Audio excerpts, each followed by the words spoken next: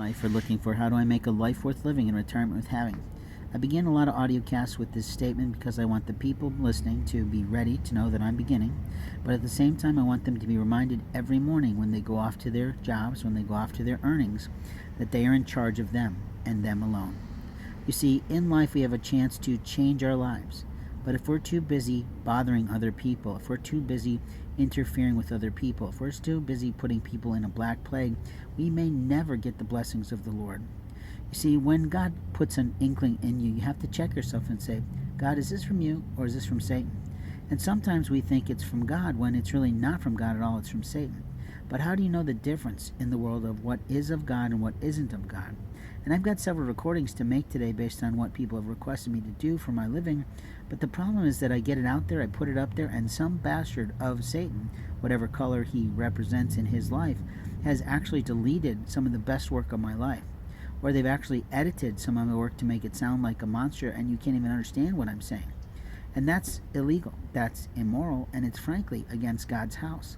Because every human being has the right to create something. If you don't know how to do something, then you don't go to another person immediately to do it. You first should do one thing. Check with God to see if it's something you should do.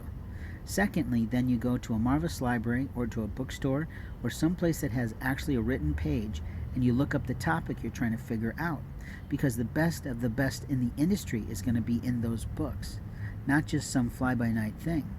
Then after that, you might visit a YouTube channel or a Vimeo channel or some other channel that has educational materials. There's a kind of a neat little company called Lynda, Lyndia, but I suck at spelling, so just type it in. And it's a teaching program that teaches all kinds of things. I probably spelled it completely wrong, but I'm not a perfect speller.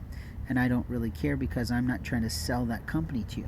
I'm just saying there's other ways to find information that's accurate, up to date, and professionally sound to beyond those YouTube channels. There's a lot of junk out there and you know it. There's a lot of porn out there and you don't want to show it. But the truth is, in life, when we're trying to be the best we can and be life, we are fully responsible for doing it singly ourselves.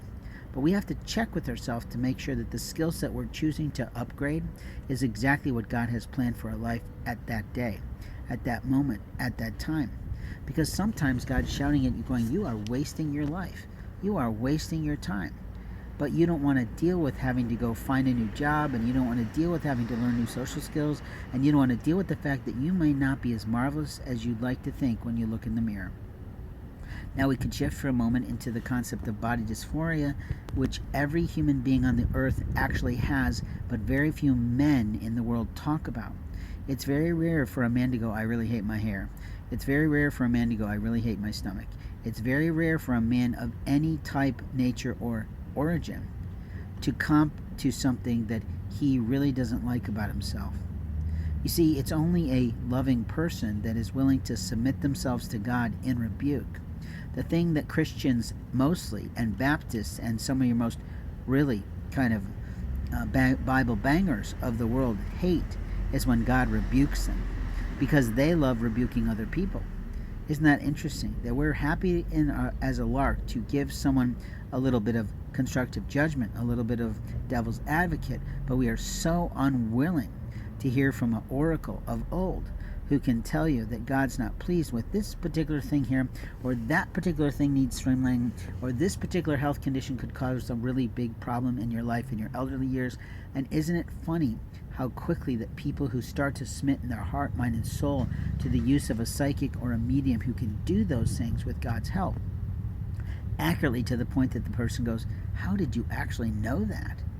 Like a Catholic girl said to me the other day, how did you know that I was pulling to my left or right in my kneecap? I'm like, well, God just told me that. And when she came back from the little errand she had produced for herself and for me, she's like, you're absolutely right. That is actually happening to me. And I wasn't willing to believe it. You see, you have to be willing to hear from God. And what I'm so surprised about all the time is that here I've got this marvelous gift, and this gift came from a girl who liked me enough to show me something she learned. And that woman has literally changed and transformed my whole incredible life for God. Now, my version of God may not be your version of God, but it is the same God, based on everything I've read and understand from real religious works. Actual paperback, which is not my favorite kind, but professional hardcover books. I'm hard on books, that's why I like those best. But openly, I don't want to put you to the test. How much have you read on God? You see, you're looking for life balance, all of you. You're trying to say, how do I work and how do I play and how do I have a good day? But at what point did you think about life balance? I put up some interesting slides of late, and I've done it in a couple different times in black and white and in color, but I'm really talking about life balance. And the number one thing that any human being who wants to change their life must have is a life balance, not alone by themselves, but with God.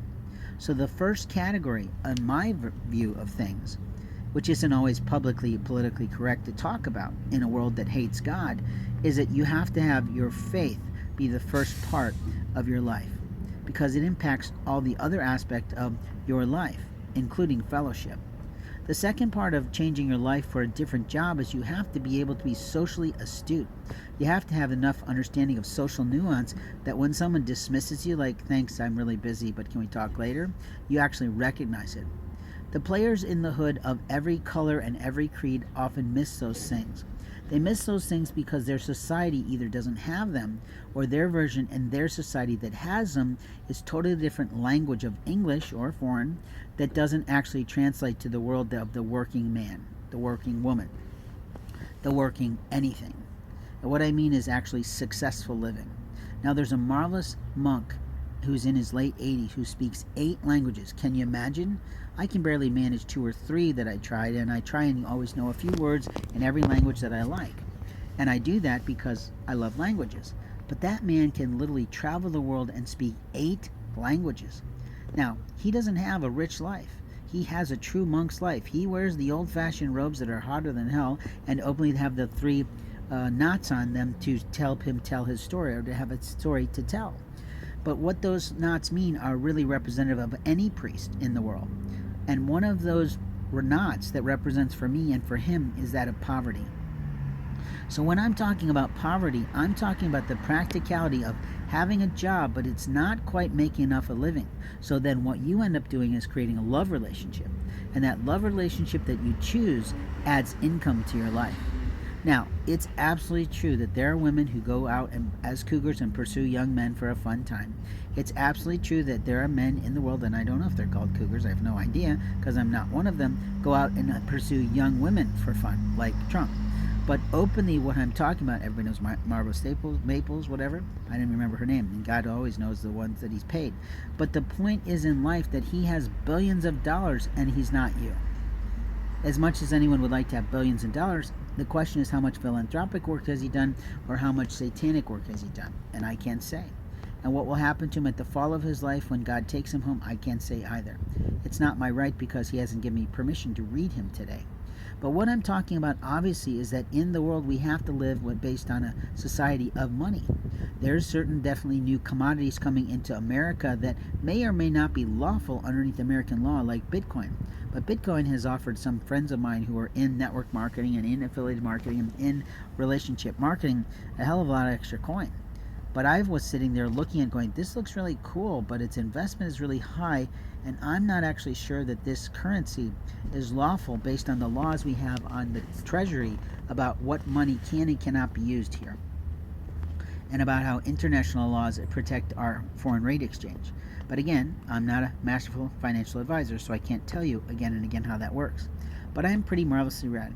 But what I'm talking about in terms of changing your life and trying to make it in practical terms for you is that what you do for your living as an expert in your job is what actually gets you the next job. Because the one thing I always teach young people who've been through my Japanese language programs, or who come to me for other programming or other aspects of life, even my camp programs that I used to conduct in different places, in different spaces, and we just did it based on the number of kids. But here's the deal. If you're not willing to work to the best of your abilities in your present job, why should any employer anywhere who might be passing through your store, passing through your restaurant, think that you'll be working to the best of your ability if they chose to pluck you out of there for your abilities? You see, most people get a reputation by the shit that they pull, as opposed to getting reputations in lower level jobs, and we can only say it that way not to disparage your work, but you're not making a high living. If you're making $10 to $12 an hour, you know that you're working at the poverty level. But if you're making $15 to $16, yes, you're working above the poverty level, but you still can't fully live alone in a really quality place. And that's true. It's still a marvelous thing that we're trying to, with the President House of Biden and Harris, trying to improve that minimum wage. We absolutely need to do it. It will take a lot of load and a lot of stress off people, but sometimes even people in those modes are too arrogant or too prideful to better use their finances. In other words, they could go to a food pantry that would love on them and get some quality food to cook, but then they won't do that because they want to use their own money for that, whereas their own money could be used for paying bills and doing a few social things that might change their life, or putting some of that money into an educational class at a local, well, skill path seminar. I'm not sure if they still exist, but they definitely were available 10 years ago because I put my own son in them, my own college-bound son in them, and he was a bilingual person. So I know that if I could afford him at my modest income, you could probably afford him too at yours, since you're already living with someone. But who we liaison in life, who we stay with in life, who we lay with in life, those little quips that I always say to you really impact our life. I have a marvelous sister who became a bitch on wheels because of the man she married in life. I have another sister who's a pretty good person, but her marvelous husband is so passive aggressive, we don't see the best of her. And I can talk about the amazingness of my brother's wife, who pretty much earns the living of his life when he was alive to me. But the truth is, it's only my judgment from a very minuscule, very few interactions with them to know whether or not it's true for them as it is for me, observing them from the outside, looking into a relationship. And here's the one thing I absolutely know. At no time should any other human being be entering into a loving relationship, no matter whether it's platonic, or whether it's passionate, or whether it's intimate, or whether it's anything to do with a coupleship that's soon to come. You see, what happens is people start to share a little bit of their stories, or they start to look at going, does this seem right, or is this for God's glory? But the reality is they're asking a human, and the human cannot see every soul of every individual. And it's true, men like to hit on girls, men like to flirt with women, but it doesn't necessarily mean they're going to try to take them and lay them into bed. Now, when I talk about these things in such a unique way, and I'm really trying to keep your attention today, I'm not trying to do anything inappropriate. I'm sitting literally on a sidewalk where I fell asleep last night, not expecting to actually stay at this place, and woke up early this morning, really early, because I'm early to rise and early to bed kind of guy. And I learned that from my late father. It was marvelous for him. It worked really well for him, and it really worked for our family.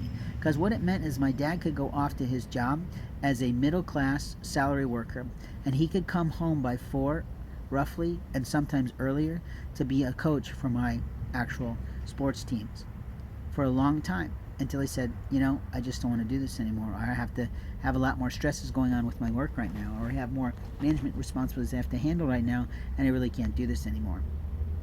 So what I'm talking about is life balance. And one of his choices in life balance was family time. For me, it's second. Faith, family is next.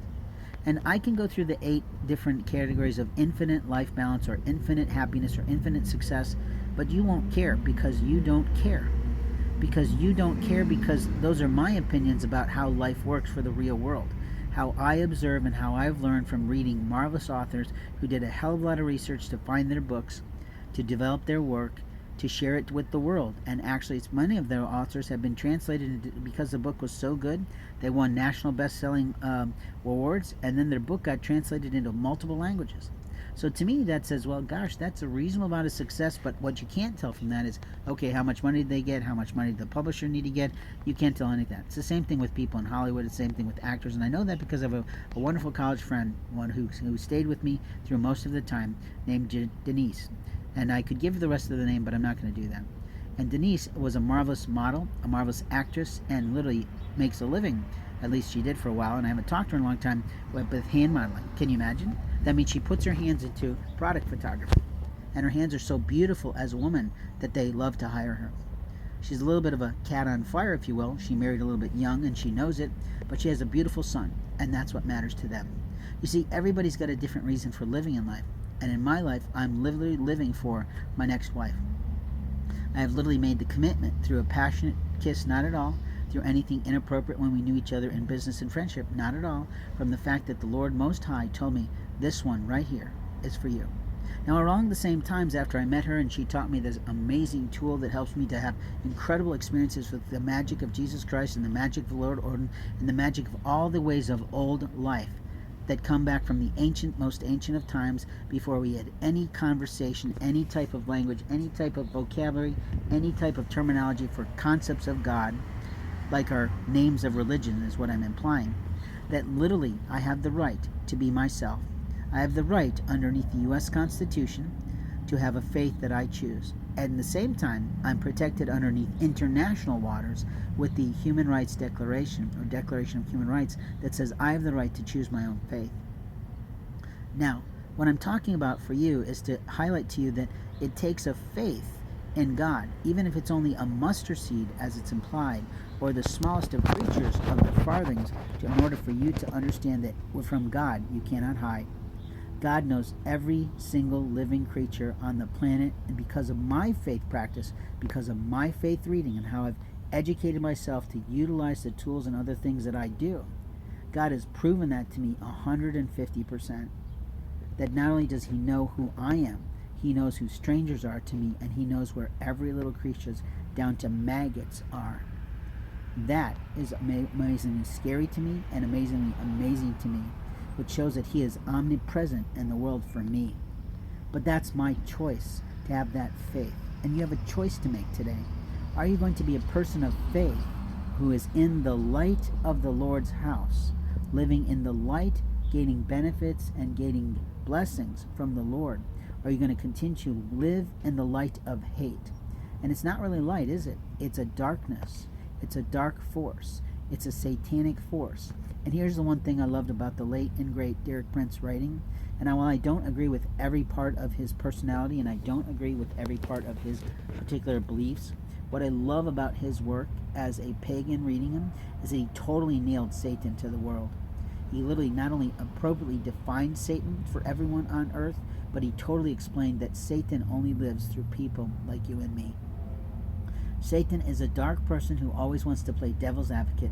Satan is a dark person who wants to take away people's human rights. Satan is a dark force who likes to sexually abuse people like me and you without ever letting us know. And Satan is that ugly creature that you've seen in probably 1 million horror films that literally lives underneath the earth, sometimes, but not at all. Satan becomes alive and well in people who forget where their rights in the world begin and end. They forget what to do in the world because they don't think about their life in the end. At some point, you're going to grow marvelously old, and whatever health you get, which is in the area of fitness, becomes yours. It might be something that came about from your family lineage through cellular health, or genes, as we like to call them, meaning Genes, and I probably spelled that wrong in my stuttering. But what I'm talking and what I'm muttering about is that you have a right to choose your life balance. But if you're trying to change your life, and we're talking about changing your life today, we're talking about changing your life, there are catalysts for change. And usually it's God's opportunity to put you on the path to the right love for your life. And my whole life and my whole world changed with 3 women who are not of my family of origin. They were apart, and they have been apart, and maybe 4 women who I don't really see the last one at all being forward in my life. But totally 3 women, marvelous women, who utterly transformed my life for the Lord. My first one, of course, is my late and great Buddhist Japanese wife. She obviously changed my life. The second is the marvelous muse of my life, who literally transformed my life by sharing with me a tool. The third is the one that I actually taught the tool to, and who had such marvelous wisdom as a woman that she could listen to me challenging with the problem, and she'd just go, this is what I'm thinking. And it would just blow me away, because I thought, holy crap, I missed that completely. And I love them both for that. You see, the love of the Lord comes through people like that. And I literally break down and cry every day when I feel like I can't see the ones that I love the most, my family of choice. Now, when we talk about family of choice, we're also talking about our social networks. Our social networks online aren't really family of choice, because we may never have met them in our life. If we've got 4,000 friends on Facebook, you try and manage all those relationships. Go ahead. Give me your best shot. How many times do you talk to them a day really directly? On the phone, in person, through a video camera or video conferencing? Probably not. But the people that we're playing with, laying with, and staying with are the people that change our life. And if you've got friends that are in sort of all sorts of darkness, then you might want to look at editing and evaluating, and I don't mean judging, but evaluating whether or not they're helping your life. Because sometimes, as we learn from a lot of the AAA programs, of which I've never had to be a part of, but I totally regard the line on, is that we have to sometimes get those folks out of our life. And in our life, we have these marvelous opportunities to meet new people. But we have to be open to new people. We have to be open to their life stories. We have to be open to their soulful lines. We have to be soul keepers of a lot of information. And the truth of the world is, if you don't know how to keep confidential information confidential, then you don't deserve a new job. Because every motherfucking industry, people, has industry standards, quality opportunities, meaning quality standards, QS 9000, ISO 9000 if you're in manufacturing, and all sorts of standards like that. But what I'm also alluding to you is that there are professional benchmarks for every industry. In other words, if we look at everybody who runs this work in this company, in these corporations, in this industry, what are the best of the best practices out there? But on top of that, there's standard operating procedures, meaning how you have to perform your work on a job. Can you actually follow motherfucking directions? I had a marvelous conversation with somebody who told me about how she tried to cook some pot stickers, and she didn't actually know how to do it, and she ruined them because she wasn't willing to read the directions. And she said, but the second time, it was her life lesson, the second time I read the directions, they turned out perfectly for her. And I thought, that's pretty exciting, because I love those things. You wouldn't mind bringing me some of those, would you? But of course I would never do that, because why in a time of COVID would I ever accept food from any stranger? And it's not because I don't want to trust people. It's because I've had enough experiences with people to learn that it's not safe to do that. Now in life, we have this marvelous time to have this great talk, and I'm just about out of the end of my talk, and my talk time on my little bitty audio recording device that I have in front of me on my hands, literally listening to the Lord channeling through me to tell you a story. That in this lifetime, there will be no other person in your life is not true. But in this lifetime, God gives you some significant people that utterly transform your life, either for the Lord or towards Satan. And someone who transforms, I'm muttering here and stuttering here, your life towards the Lord, whatever version of God, whatever religion you choose to read that might not be so odd, to make your understanding of God better for you personally in your soul. The people around you have to be willing to support it, not at all. They simply have to be willing to regard that you have the right to make that choice for you.